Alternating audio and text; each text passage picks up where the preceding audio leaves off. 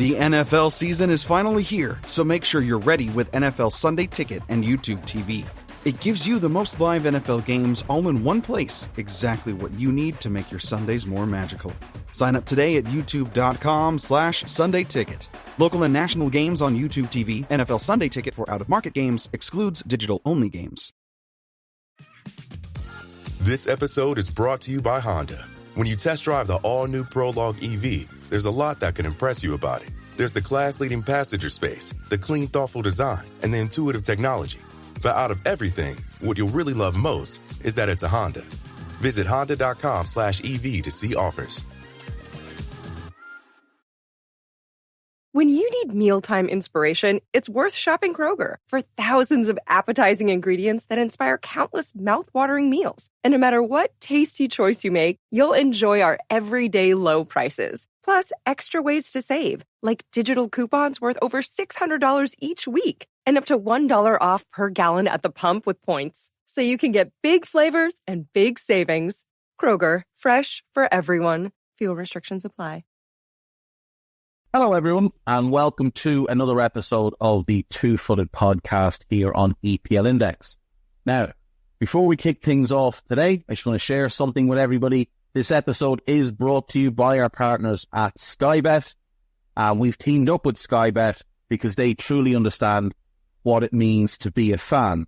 Sky Bet appreciates the length that people go through to support their team in all areas, whether you're a match-going fan or otherwise, and there's just no better fit for us right now than a partnership with the good folks at Sky Bet. So with that said, let's go.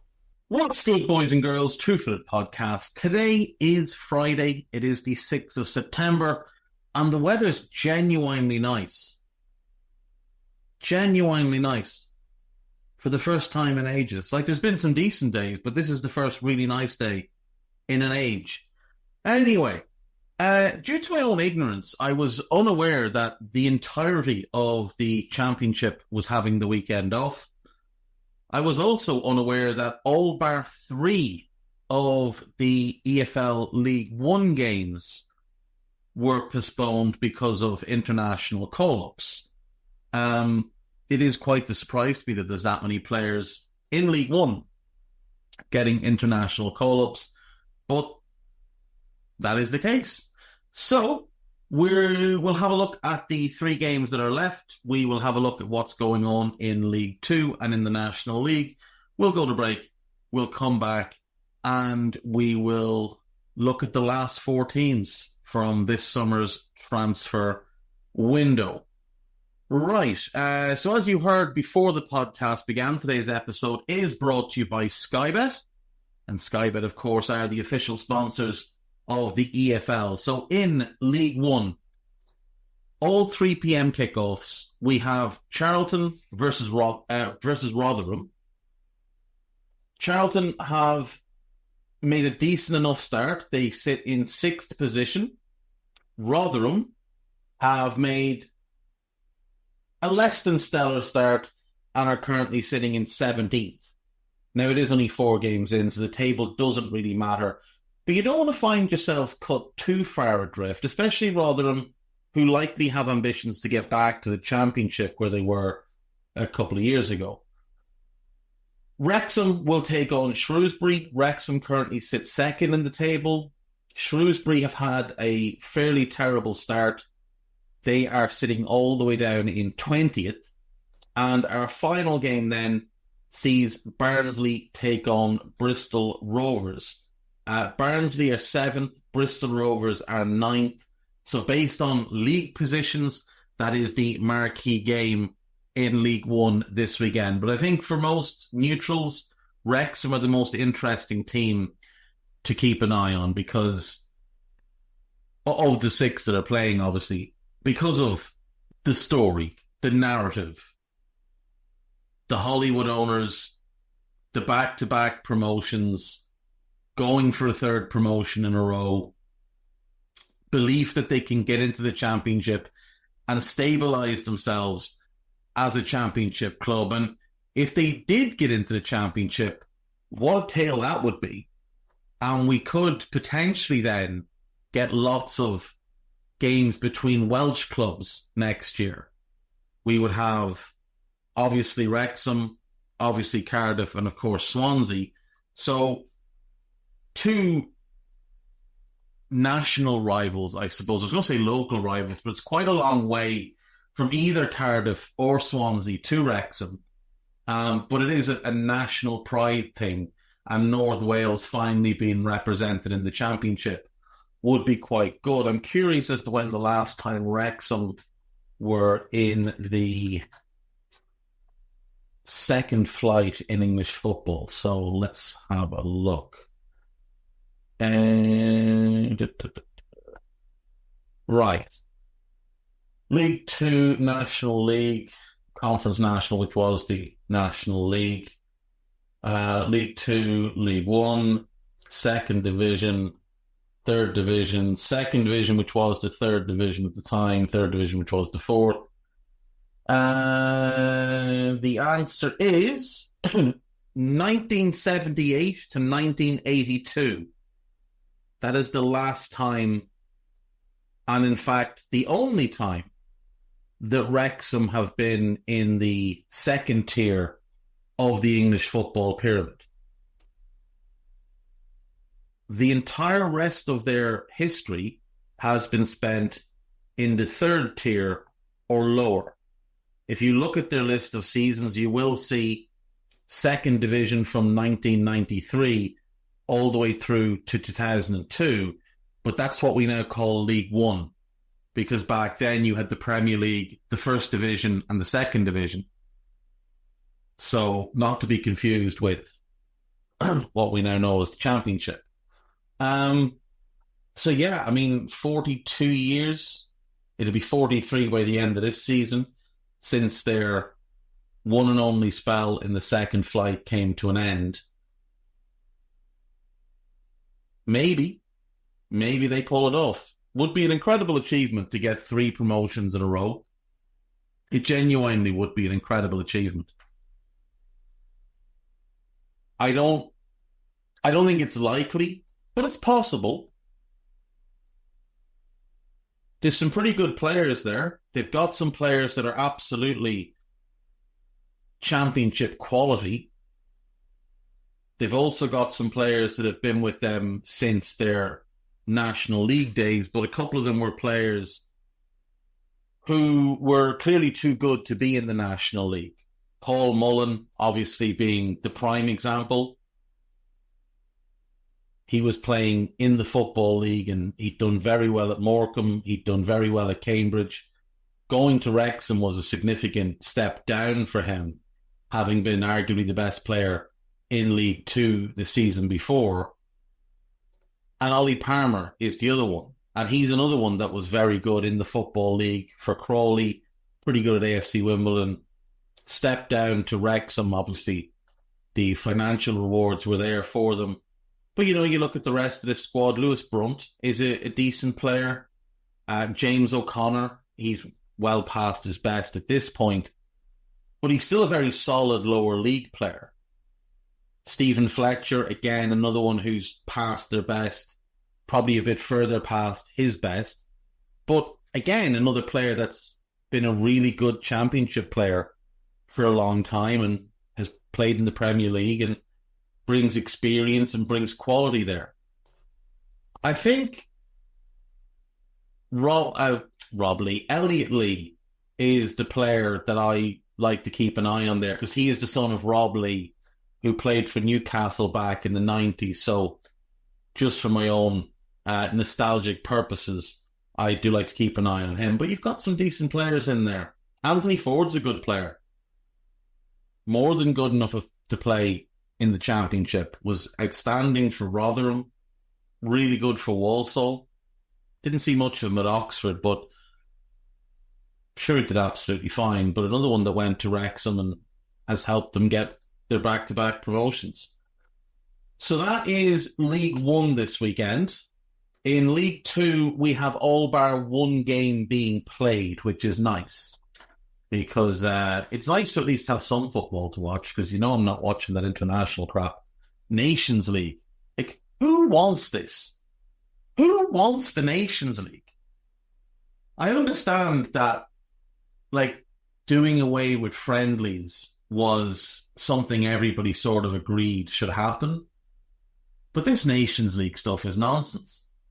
Especially when you get, like, elite level players trying to celebrate, like, winning it is the pinnacle of their career. Anyway, in League Two, all of these games are 3 p.m. kickoffs tomorrow. So, Cheltenham against Harrogate Town. Cheltenham are currently sitting in 20th. Harrogate Town are 16th. Crewe Alexandra versus Morecambe. Morecambe have made a horrible start. They are bottom. They have not won a game, they've not drawn a game, and they've not scored a goal.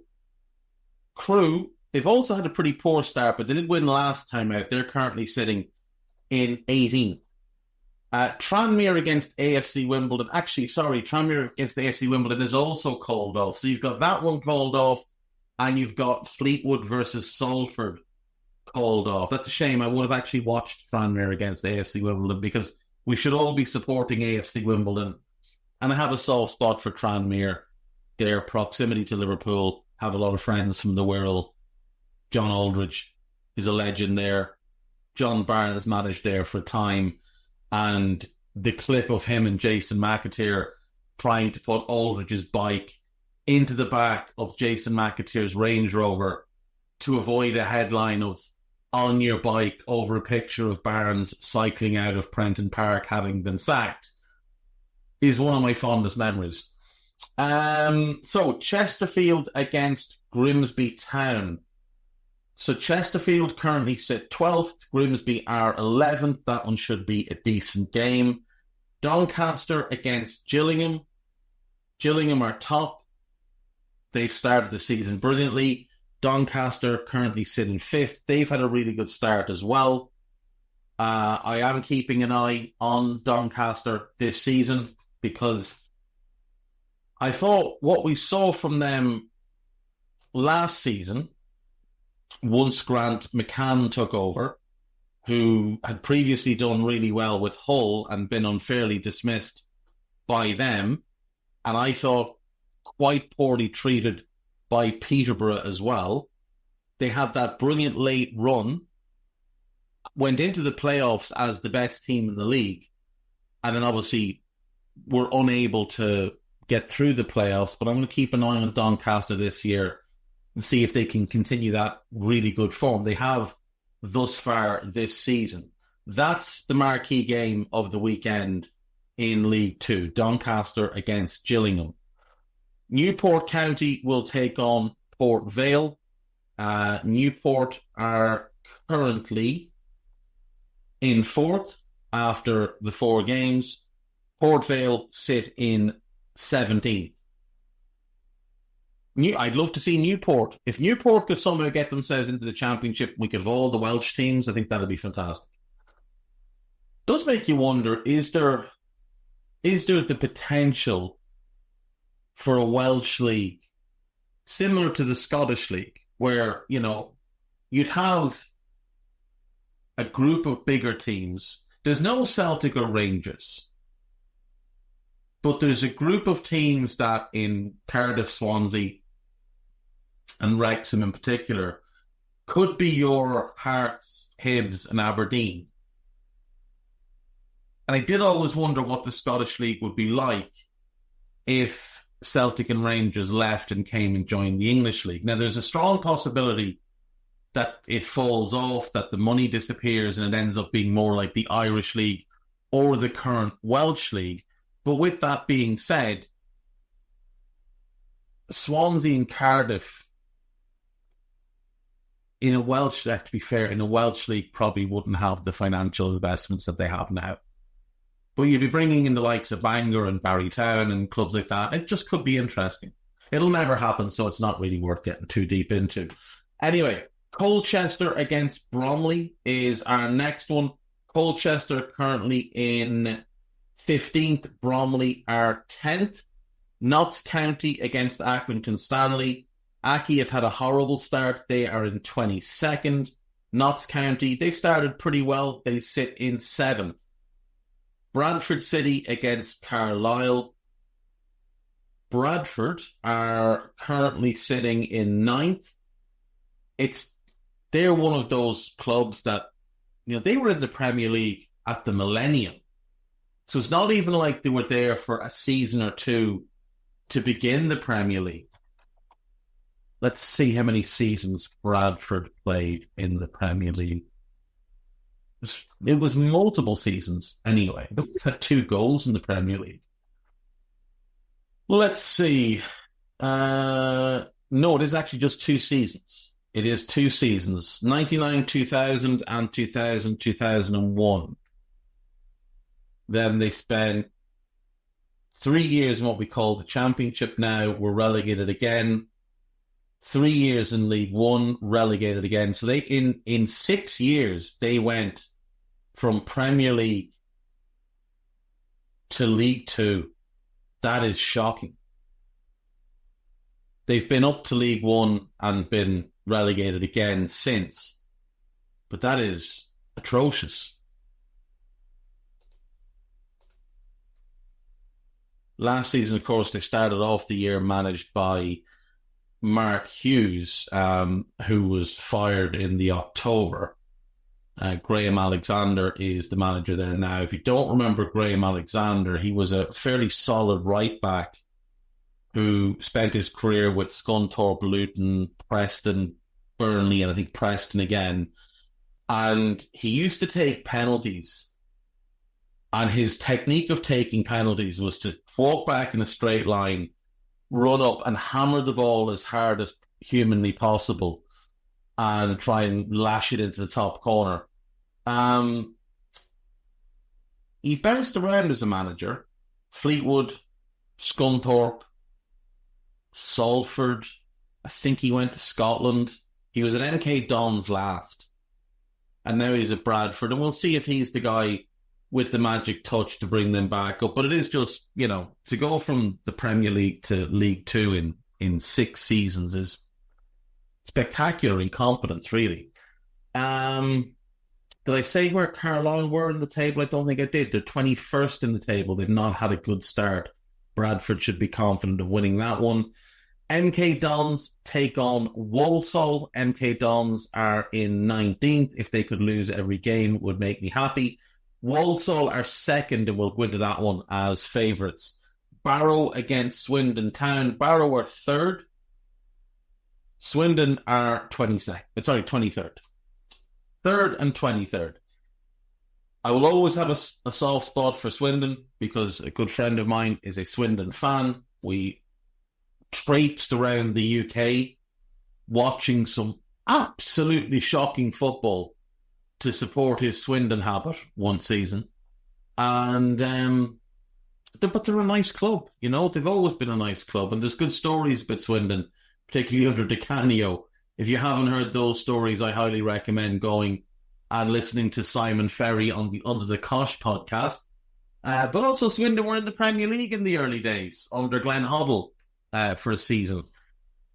So, yeah, nostalgia will always overrule. And then, like I say, Fleetwood against Salford is postponed. So it's not bad. It's 10 games. We add the 3 from the Championship from League One. We've got 13 games to pick from tomorrow. Now, they're all at 3 p.m, unfortunately, which isn't great, but at least it means you can do other stuff with your day. You can get yourself out in the garden, pull a few weeds, do whatever, get all of that done. It's meant to be nice here tomorrow, which means I've definitely been dispatched into the garden. I might have to invent a couple of podcasts to do. But, yeah. And then Sunday, there's no football, unless you want to watch international stuff. And if you do, God bless you. But I'm going to take a break now. When we come back, we will dig into the last 4 teams in the Premier League and assess their transfer windows. See you after this. When you need mealtime inspiration, it's worth shopping Kroger for thousands of appetizing ingredients that inspire countless mouth-watering meals. And no matter what tasty choice you make, you'll enjoy our everyday low prices. Plus, extra ways to save, like digital coupons worth over $600 each week and up to $1 off per gallon at the pump with points. So you can get big flavors and big savings. Kroger, fresh for everyone. Fuel restrictions apply. Reporting live from under my blanket, I'm Susan Curtis with Duncan at Home. Breaking news, pumpkin spice iced and hot coffees are back. I'll pass it to Mr. Curtis with his blanket for the full story.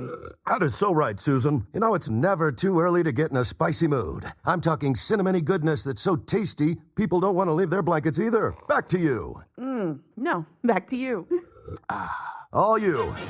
The home with Dunkin' Pumpkin Spice is where you want to be. Think you know the Brooks Ghost? Think again. Introducing the all-new, better-than-ever Ghost 16. Now with nitrogen-infused cushioning for lightweight, supreme softness that feels good every step, every street, every single day. So go ahead, take your daily joyride in the all-new nitrogen-infused Ghost 16. It'll turn your everyday miles into everyday endorphins. Let's run there. Head to brooksrunning.com to learn more. Right, welcome back. So, today we have Southampton, Tottenham, West Ham, and Wolves to take a look at. So, let us start with Southampton. Lots of movement for the Saints, and I'm not sure I like all of it. There's some parts that I really like, other parts I'm not at all keen on. So, let's start with players released. Che Adams, Stuart Armstrong are the two notable ones. They've moved on. Stuart Armstrong has since signed with Vancouver Whitecaps. Daniel Simo also released. They paid, I want to say, $5 million to buy him from Chelsea as a youngster back in 2022. He did have a horrendous Achilles injury, but he had a couple of decent loans in the lower leagues with Carlisle, Tranmere and Morecambe. He's still only 22, and they released him, and he's gone off to play in Albania, which is just a very odd move. Players loaned out. The notable ones here are Shea Charles. I'm actually quite surprised they've loaned him out. I did think they'd keep him around, but he'll get a lot of game time, and the Championship is a very good level for midfielders to go and prove themselves and get battle-hardened. So in the long term, probably a good move for him. Juan, the Brazilian that they brought in from Sao Paulo, who was initially due to arrive in January, and they ended up paying a bit more. They ended up paying a small fee to bring him in now. They've loaned him out as well. They've loaned him out. He's gone to Göztepe in Turkey, so they can monitor his progress there. A bunch of other young players loaned out, but nobody that was going to feature this year. Permanent departures. Roman Perot, not really a surprise. Lyanko, not at all a surprise. Duja Kaleta-Kar, not at all a surprise. Diamond Edwards was a young player that wasn't going to make the grade. Sekou Mara, I was a little bit surprised that he was sold. He's gone to Strasbourg. Still such a young talent. Only 22. I don't know what fee they got from, but I don't like the fact that they sold him. Matthias List has gone to Göztepe as well. He wasn't going to make the grade there, unfortunately. Talented goalkeeper, but very young. He's young. I don't know. He's error-prone anyway, so I assume he's inexperienced. I hate the sale of Carlos Alcaraz. I understand it, but I hate it. And I hate the fact he's gone from Europe as well. They took a significant loss on what they thought. Well, I think they made a profit on him, but based on what they thought they were going to get from, it's a blow. They thought they might get 30, 40 million from when he was going to Juventus on his loan, but I think they got 15. He'll be back in Europe before long. He's only 21. He's 22 in November. He's a huge talent. He'll be back. Jaden Magoma, he's gone to Brentford, young left back. It's always a shame to see academy players that probably would have become a first team player be sold off before they get the chance to show what they can do. They loaned in Leslie Ogachukwu. I really like that one. I think that's a really good get. They loaned in Max Cornet. He's a good player. He has not done particularly well at West Ham, but we saw him do very well for Burnley when he got into the team and found form. Rory McLeod has come in from Dundee United. He's a young player. I assume that's a loan with a view to buying him in the summer or something, or next summer. And Noel Buck is a young American midfielder who's joined from New England Revolution. It's a loan until January. My assumption is that in January they will buy him if he does well. I assume these are more like extended trials for these two young players than anything else. Right. Permanent deals. There's a lot of them.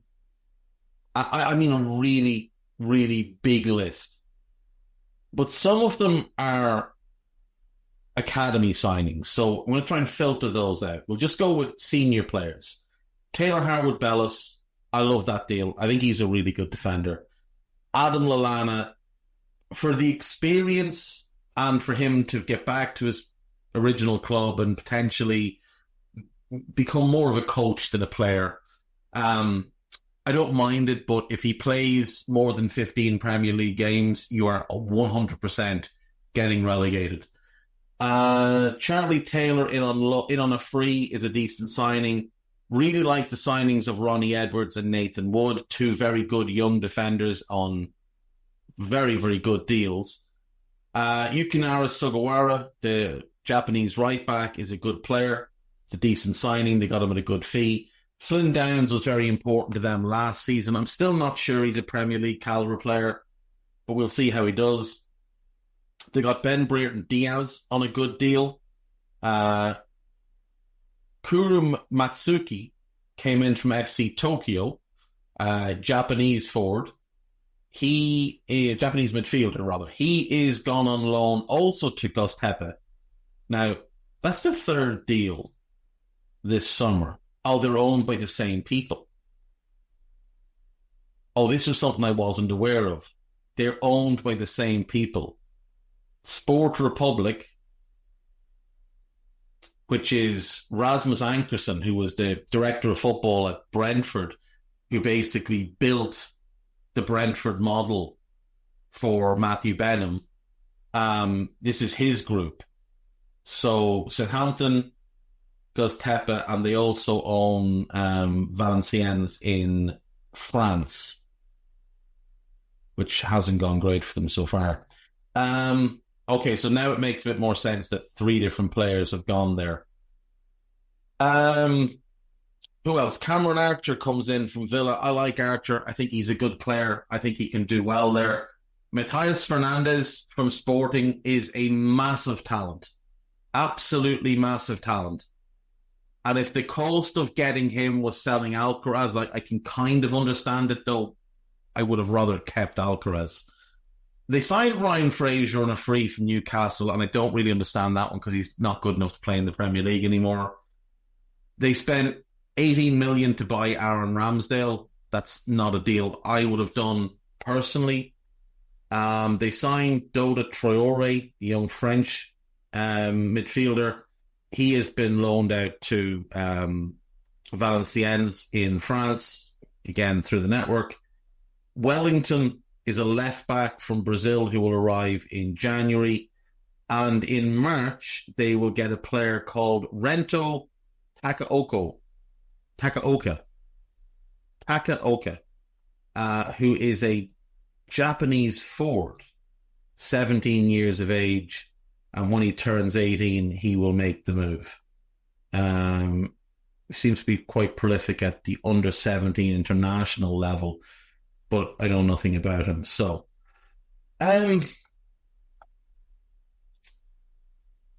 right. I wouldn't have done the Ramsdale deal. They needed a goalkeeper. I just don't think they needed to commit 18 million to a mediocre goalkeeper like Aaron Ramsdale. I think they've left themselves one short at centre-back. I think that's already been exposed this season. Now, Bella Kotchup is still there because he failed his medical when he was meant to go to Hoffenheim.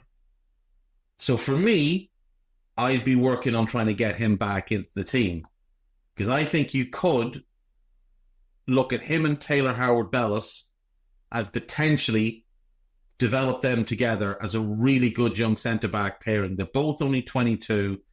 I think Bella Kotchup has a really high ceiling. I think he can do everything you want from a young centre-back. I understand there's been some concentration issues in the past. Coach him. Coach him. I mean, what are you going to do instead?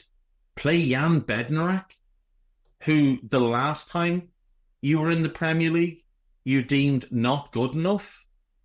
Play Jack Stevens, who's now 30 years of age and has never really been good enough for the Premier League?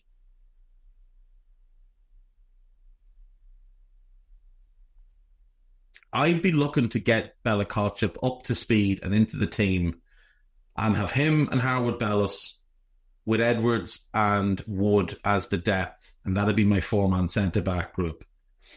Fullbacks, they're fine. Midfield, I think it's worked out for them to get Fernandes in and Ogochukwu, but again, I would have liked to have kept Alcaraz. But overall, I think the midfield has definitely improved. I do wonder, is there enough goals? Is the biggest thing.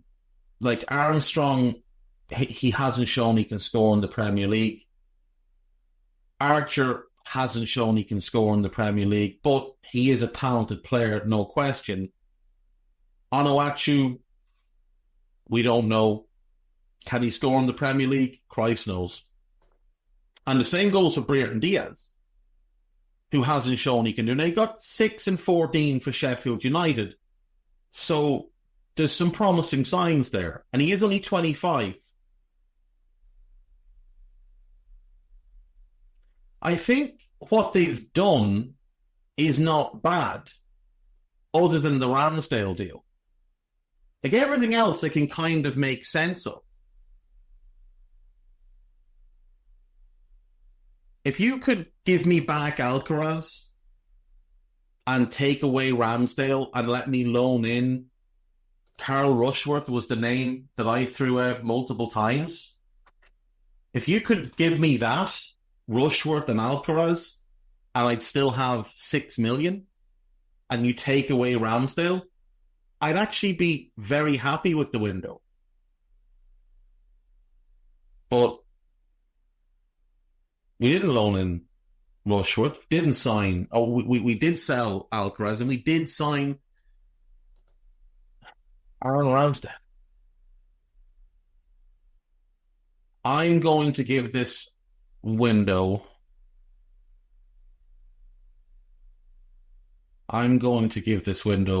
a C+. Ultimately a C+. Right, Tottenham Hotspur. Released Eric Dyer, a window straight away. No, that's not really fair, but it's also true. Ivan Perisic, Ryan Sessegnon, Japhet Tanganga, and they bought out the final year of Tanguy Ndombele's contract, which, to be fair, was the right move. They loaned out Højbjerg, Hill, Velez, Scarlett, Phillips, Solomon. A little bit surprised by that one. And Alfie Devine. They loaned in Timo Werner. They sold Joe Rodon, Troy Parrott, Iago Santiago, Niall John, Emerson Royale. They got a good fee for him. Ollie Skip, they got a really good fee for him. Jude Sonsup Bell was sold as well. Little bit surprised by that one, because when they got him from Chelsea a year ago, it was seen as a bit of a coup to get him, but obviously they've decided that he doesn't have a future at the club. Now, I assume they'll have put a buyback into that one. They also sold Giovanni Lo Celso.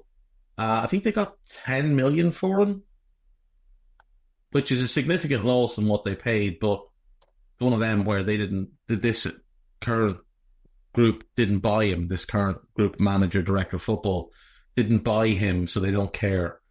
They sold pretty well. All in all, they sold pretty well. They brought in Lucas Bergvall. That deal was done in February. Archie Gray, that's one of the best signings of the summer. Young George Feeney, a Northern Irish striker. Dominic Solanke, Wilson Odebert, and Yang Min-yuk, who will arrive in January, South Korean winger, very highly regarded. Never seen him, but he is very highly regarded. So him and Feeney are being signed for the academy. So the senior signings are Bergvall, Gray, Solanke, and Odebert. Now, it's quite a lot of money that they've spent.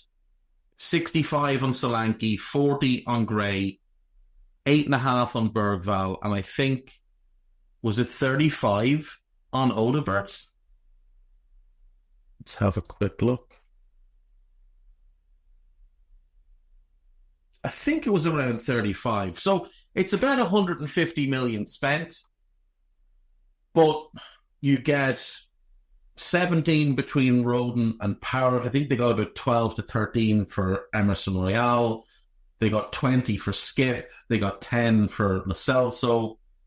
My dad works in B2B marketing. He came by my school for career day and said he was a big ROAS man. Then he told everyone how much he loved calculating his return on ad spend. My friends still laugh at me to this day. Not everyone gets B2B, but with LinkedIn, you'll be able to reach people who do. Get a $100 credit on your next ad campaign. Go to linkedin.com/results to claim your credit. That's linkedin.com/results. Terms and conditions apply. LinkedIn, the place to be, to be. Ryan Reynolds here from Mint Mobile. With the price of just about everything going up during inflation, we thought we'd bring our prices down. So to help us, we brought in a reverse auctioneer, which is apparently a thing. Mint Mobile Unlimited Premium Wireless. How to get 30, 30, bit to get 30, bit to get 20, 20, 20, bit to get 20, 20, bit to get 15, 15, 15, 15, just $15 a month? Sold! Give it a try at mintmobile.com/switch. $45 upfront payment equivalent to $15 per month. New customers on first 3-month plan only. Taxes and fees extra. Speed slower above 40 gigabytes. See detail. This episode is brought to you by Microsoft Azure. Turn your ideas into reality with an Azure free account. Get everything you need to develop apps across cloud and hybrid environments, scale workloads, create cloud-connected mobile experiences, and so much more. Discover what you can create with popular services free for 12 months. Learn more at azure.com. That's AZURE.com. And sign up for a free account to start building in the cloud today. So, all things considered, they did sell pretty well as well. 32, 42, 52, in and around the 60 million. So they're about a 90 million net spend.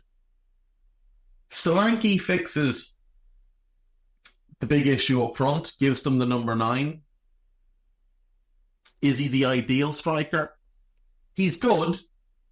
His season last year was outstanding. I probably would have preferred Ivan Toney, but I understand going for Solanke given his age. I think his wages would be lower as well.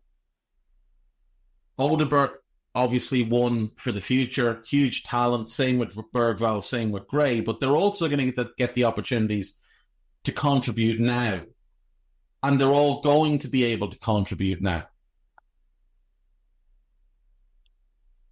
Not overly keen on loaning in Timo Werner, but I can see the logic in it because he is a decent player and he will fill minutes. It's a strong squad. Like, there's no other way to look at it. It is a strong squad. I would have liked a better backup goalkeeper than Fraser Forster, but I understand not doing that. The only thing I think they've left themselves short on is a legitimate backup for Mickey van de Ven. Because I've got Porro and Spence at right back. I've got Udogie, and Reguilon at left back. Now, Reguilon may still leave, but he's there for now, and he's a legitimate backup. He's a similar style of player. I've got Romero and Dragusin as the right side centre-back, but I don't have a legitimate backup for Van de Ven because Ben Davies is not a legitimate backup. He doesn't have the size or the pace. That's the only thing I would ding them on, is that they didn't address that. But what they did, I think, is really good. I think that midfield group now is exceptionally strong. Basuma, Maddison, Gray, Bergvall, Papa Matar Sarr, and Bentancur. I think that's an outstanding group of 6 midfielders. And then the attack, Son, Richarlison, Werner, Solanke, Kulusevski, Johnson, and Odobert. I think that's a really good group of attackers. And when you look at that squad, you've got Forster's 36. The rest of the goalkeepers are 27 and under. That's Vicario, Alston, and Whiteman. Ben Davies is 31. The rest of the defenders are 27 and under. And the oldest of those defenders is Reguilon. Romero is 26. He's the only one that's likely to play of those who are 25 or older. Oro and Spence are 24. Adoiji's 21. Dragusin's 22. Van de Ven is 23. Like, these are really good young players who are only going to get better. The midfield group, you've got Basuma at 28, Maddison at 27, Bentancur at 27, and then you've got Matar Sarr at 21, Gray at 18, and Bergvall at 18. Like, that's a really good age profile for a squad. This is the best Spurs squad in a long time, and it's only going to get better. Like, think about it. In 5 years' time, Vicario will be 32, as a goalkeeper still in his prime. Dragusin will be 27, Adoiji 26, Romero will be 31, Oro will be 29, Spence 29, and Van de Ven 28. They'd all be approaching in or maybe just past their primes. Basuma would be 33. He's the one you might say probably not there. But Maddison at 32, you could easily see his game maturing well. Bentancur at 27, his game will mature well. Gray would be 23, Bergvall would be 23, and Sarr would still only be 26. Son would be gone in the attack. They don't own Werner, so forget about him. Richarlison will be 32. He'll definitely be gone by then. Solanke would only be 31, Kulusevski 29, Johnson 28, and Odobert 24. But that's a really good age profile. And you've got Ashley Phillips, who's only 19 now, and has a big future, I think, as a ball-playing centre-back. Alejo Veliz is only 20. Very, very highly regarded striker. Dane Scarlett is only 20, another highly regarded young striker. And Alfie Devine, a very highly regarded midfielder, is only 20. So I think they're in a really good position for the long term. I think you'd have to be a moron to walk in and ruin that. You just keep adding to it. Like, you keep adding to that. You keep looking at the same age profile of players. Solanke is by far the oldest player they signed this summer. Like, by far. And Dominic Solanke is 26. He is 27 in a week. But George Feeney is 16. Wilson Odobert is 19, and the two midfielders they got are both 18. And Yang, the Seth Green kid, he's also 18. And if they keep plugging away at that, they're going to be in really good shape. And let's not forget they also have, to come into the club, a young centre-back, the Croatian that they got last year, Luka Vuskovic, who will join them in 2025. He's meant to be an absolute star in the making. He's already 6'4". He doesn't turn 18 until February, so he actually can't join until next summer. But he's meant to be an absolute star in the making.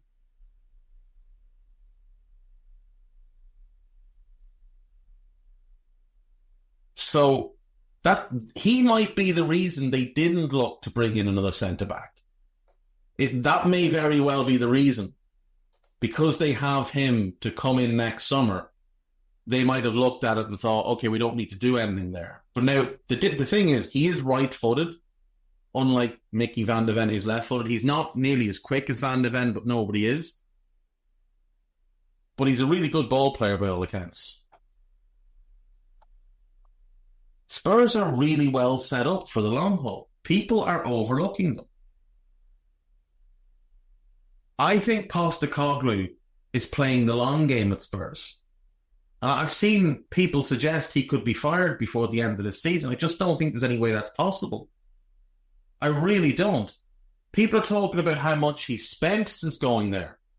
But it's nonsensical. Because when you look at last summer and what they did, so they spent big money on Kulusevski and big money on Pedro Porro. They were deals that were done before he got there. They don't count towards his spend.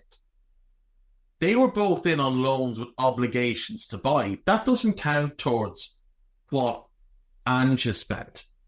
Vicario's an Ange signing. Absolute success. Madison's an Ange signing. Absolute success. Mickey van de Ven is an Ange signing. Absolute success. Alejo Velez and Ashley Phillips are long-term signings, brought in as teenagers. Now, Brennan Johnson, also a long-term signing, but he was an Ange signing, and he is a for-now signing.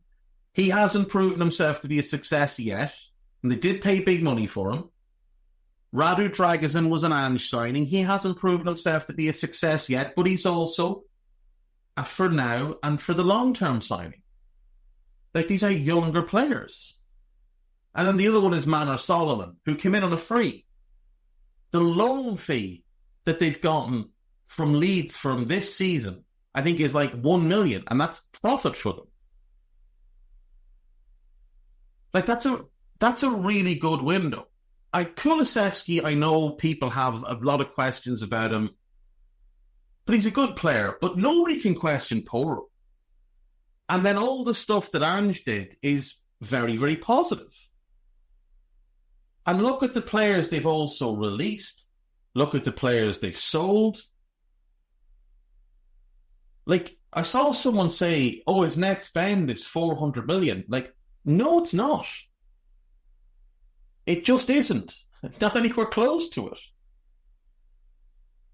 They've spent money. Absolutely, they've spent money. But they're spending with a view on the next 5, 6, 7 years. They're not spending it just for now. And people need to wrap their heads around the idea that Spurs are playing the long game here.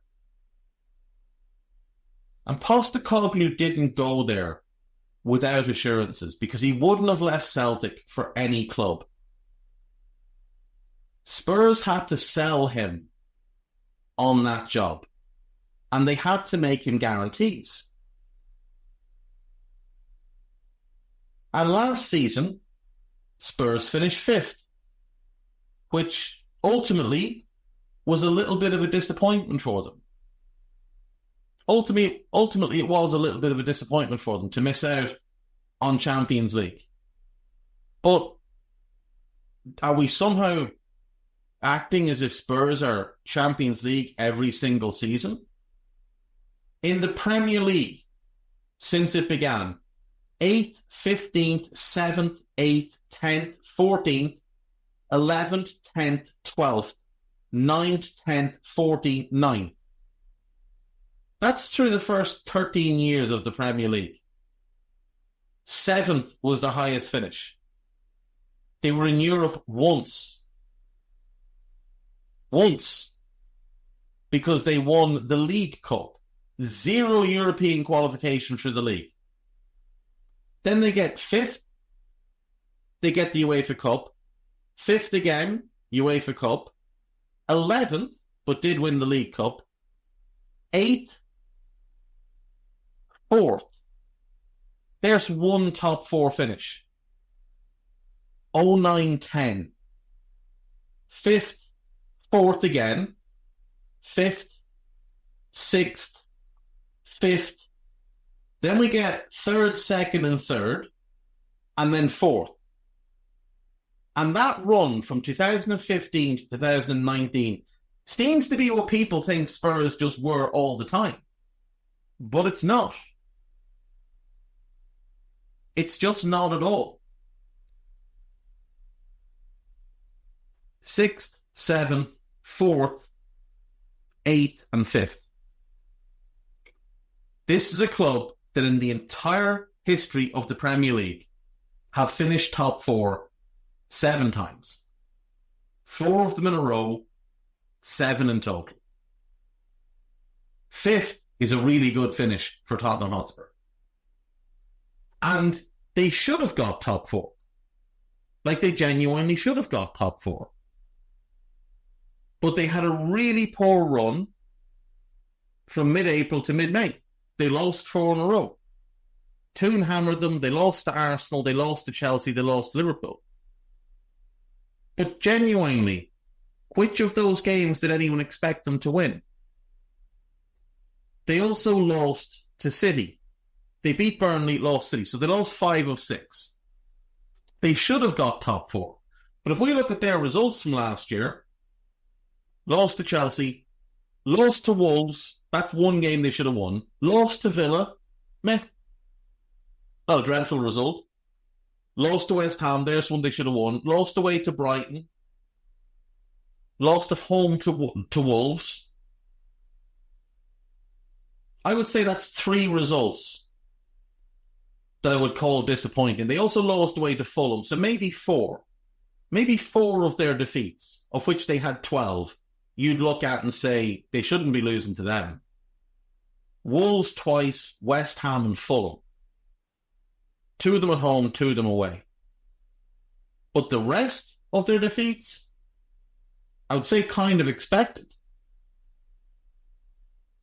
Brighton are really good. Chelsea are London rivals. Now, Chelsea going to Tottenham and beating them, yeah, sure, that's a disappointment. But let's remember the context of the game. Let's remember the red cards. Let's remember the injuries. Let's remember the fact that Spurs were winning that game. Up until Christian Romero did a silly.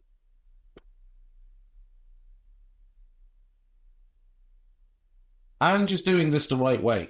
And he's doing it for the long term. And that transfer window they've had this summer is an A. And I'll see you after the break. I've got Dan Morgan here on the pod. Say hi, Dan. Hey, how's it going today? It's going good, man. Tell us who you are and what you do. I'm Dan Morgan. I'm an attorney and a managing partner at Morgan & Morgan, which is America's largest injury law firm. That's pretty awesome. I think I saw a billboard of yours recently that said 20 billion won. 20 billion is an insane number. Yeah, 20 billion recovered. It's actually, I think, somewhere north, probably closer to 22, 23 after this year. And each year we get bigger and badder and our army grows. So the number will hopefully keep getting bigger and bigger as time goes on. Awesome. So how does someone get in contact with Morgan & Morgan? What would I do if I got into an accident? Probably the easiest way is dialing pound law. That's pound 529 from your cell phone. We are always open. Our call center is always waiting to take your call. 24/7, 365. Wow. Dan Morgan from Morgan & Morgan, America's largest injury law firm. Thanks for coming by the show. Thanks for having me. Visit forthepeople.com for an office near you. Right, welcome back. So, West Ham United and Wolves are what we have left. West Ham United loaned in Jean-Claire Todibo, that's a really good get. Loaned in Carlos Soler, also a really good get. Loaned out a bunch of players. The notable ones are James Ward-Prowse, Naif Agard, Max Cornet and Kurt Zuma, but Zuma, I think, had 1 year left in his contract, so it's basically, please go away. And I assume that's how they got around the medical issues, is that they loaned him rather than sold him, so there was no transfer fee involved, and the club taking him on didn't feel the need to do a full medical.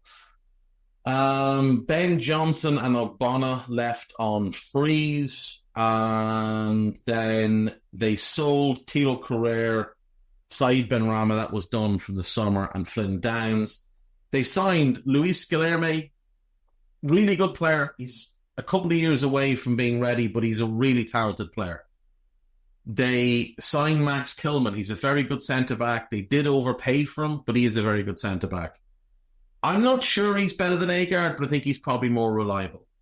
Crescencio Somerville, he's proven himself to be a very good championship player. We'll see how he does in the Premier League. Nicholas Fulkrug, I'm not overly enthused by. He's a decent player, but I'm not overly enthused by that signing at 27 million. Guido Rodriguez on a free is a really good get. Aaron Wan-Bissaka is a solid defensive right-back. Wan-Bissaka, Todibo and Kilman as 3/4 of your back four is pretty good. It's pretty good. It's an improvement on what you had last year. If Guido steps in for Souček, I think that's an improvement as well. And you bring in Guilherme and Somerville as depth behind Bowen, Paqueta and Kudus. Makes you better, makes you stronger. You bring in Fulkrug up front, who is better than Mikel Antonio without question. So you did get better. You didn't lose anybody of any real importance.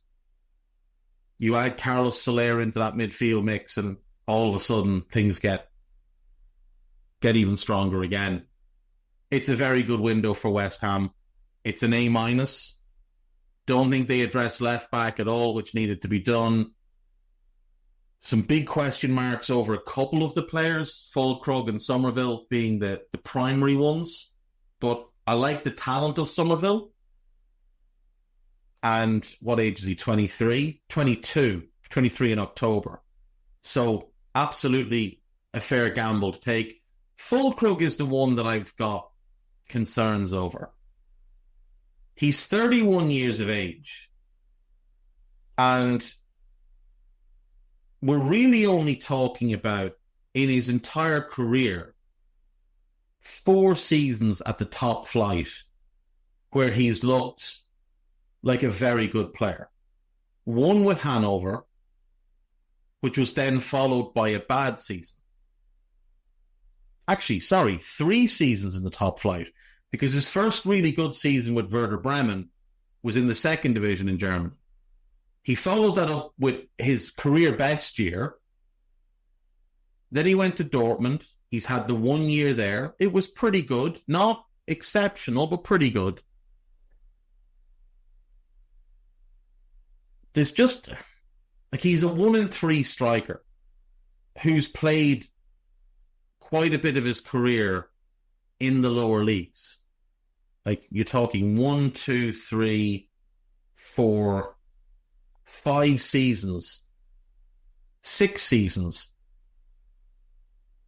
in the lower leagues. Pretty good return at international level, though. He has been very good for Germany. Was in the Bundesliga team this season in 22-23. That's that really good season he had with Bremen. I'm just not sold. 27 million isn't a huge amount of money, but he is 31. And the other thing that would concern me a little bit is when you look at games played, like he played 43 games last season, but he missed 5 league games. When he was at Werder, 34 games in all competitions was his best. 1, 2, 3, 4.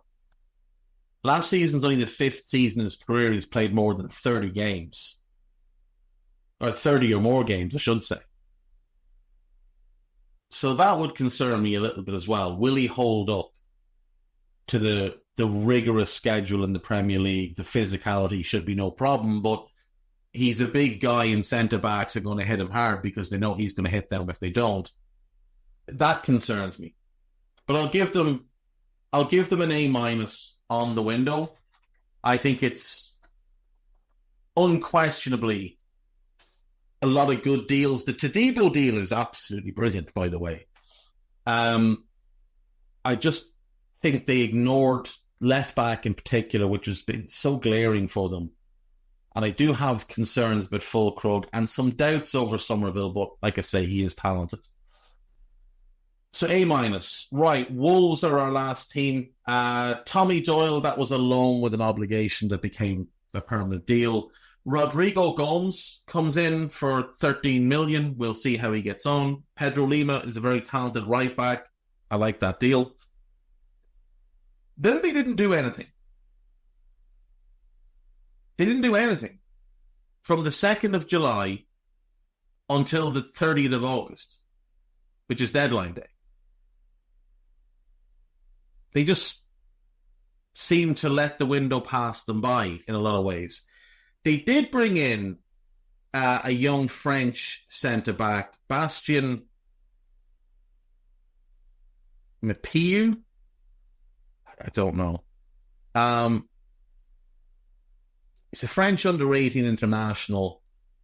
I would have to imagine he's played one senior game, like one first-team game for Lens, and he was sent off after 9 minutes. And that was it. Didn't play again the rest of the season for the first team. I'm sure he's very highly regarded. I'm sure he's very talented, but he's obviously not going to affect the first team this year. Neither will Ethan Sutherland, Sebastian Lockheed, or Sahid Aligunju. But on deadline day, they got Sam Johnston from Wolves, who upgrades the goalkeeper, and they brought in Andre in midfield. Now, my issue here is that now you've got this really loaded midfield group. You've got Mario Lemina. Now, you've loaned out Boubacar. Did he go on loan?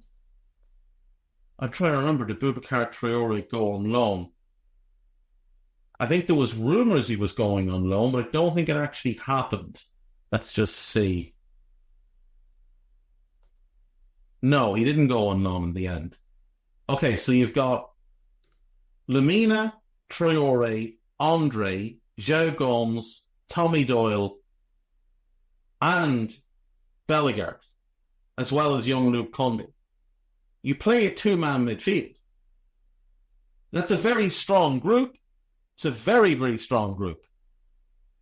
But I'm curious as to how you're going to keep them all happy. Very curious, in fact. Goalkeeping room upgraded with Sam Johnston in. He's a better goalkeeper than Jose Sa. Midfield's good. The defence is what I meant to look at next. You're strong now at right back. I question your depth at left back because you let Hugo Bueno leave. So now you've only really got a Nouri. Matt Doherty can fill in, but you've only really got a Nouri.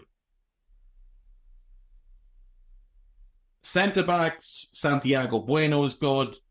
Yerson Lasquera is talented, but he appears to be insane based on some of the things he's gotten up to so far. Craig Dawson, he's well past his best, but you might need him in the team. Toddy Gomes is talented. I suppose he can play left back, so maybe he's the cover. I much prefer him as a centre-back, though, especially in a 3. And then you've got this young kid. Kiana Hoiver is there. I think he's gone on loan, actually, to Auxerre. I'm not sold on that defensive group. You sold Kilman and didn't replace him. That's a big red flag for me. That's a big, big red flag. And then the attack, it's a lot of question marks. Strand Larsen, looks talented, but he's a question mark. Hwang is good. Cunha is outstanding. Kalasic is a question mark. Gomes is a question mark. Sarabia is always a question mark. Guedes is a question mark. Enzo Gonzalez is very talented, very young, but a question mark. Carlos Forbes is a massive question mark. He went low. I went to Ajax last season and didn't perform particularly well. Chiquinho is I think he might be on a no, but he's a question mark as well.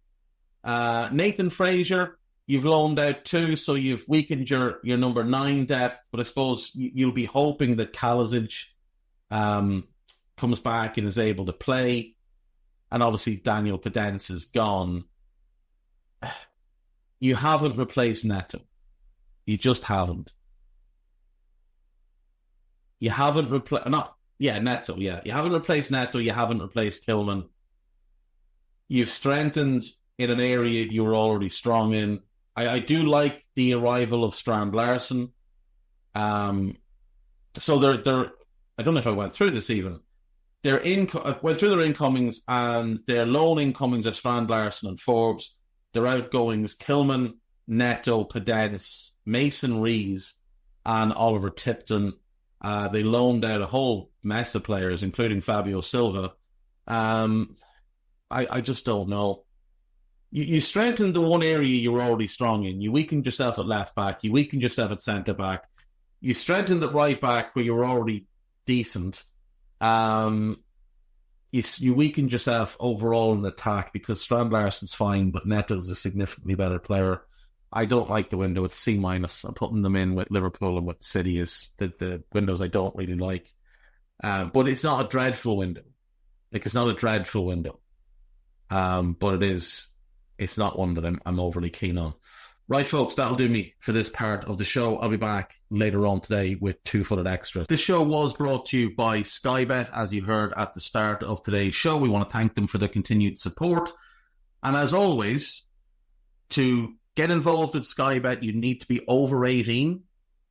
And if you have questions or queries or problems with gambling, visit begambleaware.org and stay safe. Bye-bye. This podcast is part of the Sports Social Podcast Network.